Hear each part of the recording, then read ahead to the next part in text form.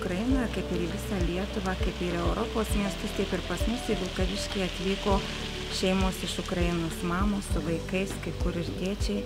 Ir tikrai kaip savivaldybininkai žinojom, kad jų yra virš 200, žinojome, kiek lanko mokykla, žinojome, kur gyvena, tačiau niekada nepagalvojau, kad jie tokia stipri bendruomenė.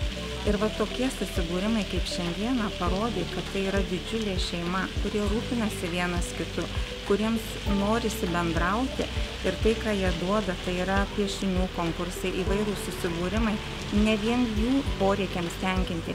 Jie nori, kad būtų mūsų Vilkaviškio krašto dalis, jiems rūpi mūsų gyvenimas ir labai nustebau, kad tiesiog jie tokie kūrybingi ir tokie draugiški. Šiandieną pamačius ukrainietės su jų tautišką kostiumą primenančiom palaidinėm, kurios išsiuvinėtos ukrainietiškais raštais, supratau, kad jie myli savo šalį ir tikiu, kad jie mylės ir mūsų kraštą taip kaip savo Ukrainą.